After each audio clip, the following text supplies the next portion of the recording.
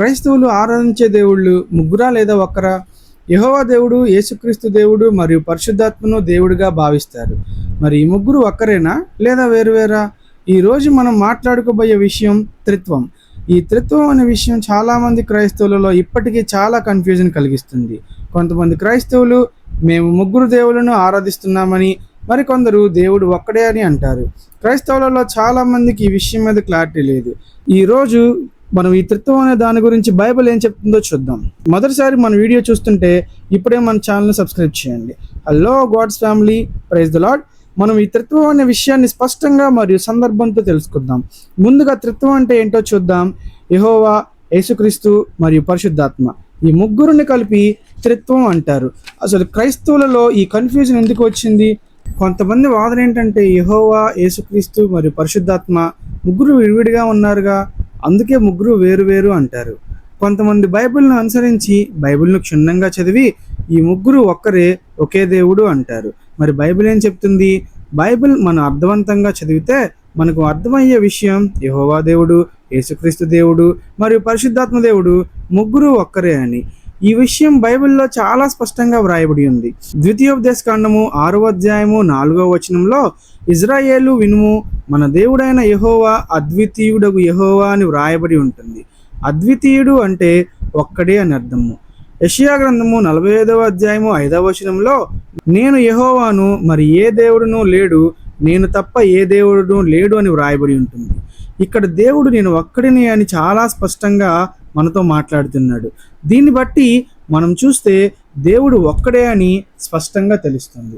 అయితే ఇక్కడ వచ్చే ప్రశ్న ఏంటంటే, మరి యేసుక్రీస్తు దేవుడు కాదా, పరిశుద్ధాత్మ దేవుడు కాదా అని. మనం మళ్ళీ బైబిల్లో ఇంకొన్ని అధ్యాయాలు దాటి ముందుకు వస్తే యోహాను సువార్తలో 20వ అధ్యాయము 28వ వచనంలో, అందుకు తోమా ఆయనతో, నా ప్రభువా, నా దేవా అనెను. తోమా గారు యేసుక్రీస్తు గాయములలో చేయి పెట్టి చూచినప్పుడు ఈ మాటలు అన్నారు. యేసుక్రీస్తు వారిని దేవుడు అని పిలిచారు. దీన్ని బట్టి యేసుక్రీస్తు వారు కూడా దేవుడు అని పిలువబడ్డారు. ఇప్పుడు పరిశుద్ధాత్మ దేవుడి గురించి చూద్దాం. అదే యోహాను సువార్తలో 1వ అధ్యాయము 1వ వచనములో, ఆదియందు వాక్యము ఉండెను, వాక్యము దేవుని యొద్ద ఉండెను, వాక్యము దేవుడై ఉండునని వ్రాయబడి ఉంటుంది. అంటే పరిశుద్ధాత్మ కూడా దేవునిగా పిలువబడింది. అపోస్తుల కార్యములు 5వ అధ్యాయము 3వ వచనం నుండి 4వ వచనం వరకు చదివితే పేతురు మరియు అననీయాలకు మధ్య జరిగిన సంభాషణలో పరిశుద్ధాత్మను దేవుడిగా సంబోధిస్తారు. ఈ ముగ్గురు దేవుళ్ళుగా పిలువబడ్డారు, కానీ సందర్భాలు వేరు, సమయాలు వేరు. అది చూసి చాలామంది ఈ ముగ్గురు వేరు వేరు కదా అని అంటారు. కానీ బైబిల్ ఏం చెప్తుంది? ముగ్గురు వేరు కానీ ఒకటై ఉంటారు అని. మనం మత్తయి సువార్త 28వ అధ్యాయము 19వ వచనం చదివితే, తండ్రి యొక్కయు, కుమారుని యొక్కయు, పరిశుద్ధాత్మ యొక్కయు నామంలో బాప్తిస్మమిచ్చుచు అని వ్రాయబడి ఉంటుంది. ఈ ముగ్గురు పేర్లు చెప్పి నామములో అని అన్నారు, కానీ నామములలో అనలేదు. అంటే ఈ ముగ్గురు ఒక్కరిగా పిలువబడుతున్నారు అనేగా అర్థము. ఈ త్రిత్వం అర్థం చేసుకోవడానికి ఒక చిన్న ఉదాహరణ చెప్తాను. నీరును మనం మామూలు వాతావరణంలో ఉంచితే అది నీరులానే ఉంటుంది. అదే నీరును మనం ఫ్రిడ్జ్లో పెడితే అది చల్లబడి గడ్డలా మారుతుంది. అదే నీరు మనం వేడి చేస్తే ఆవిరవుతుంది.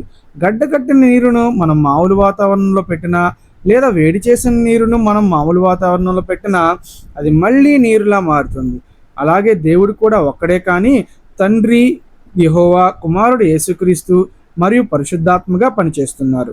సృష్టించడంలో తండ్రిగా, రక్షించడంలో యేసుక్రీస్తుగా, మనుష్యులు మదిలో ఆత్మీయంగా నడిపించడానికి పరిశుద్ధాత్మునిగా పనిచేస్తున్నారు.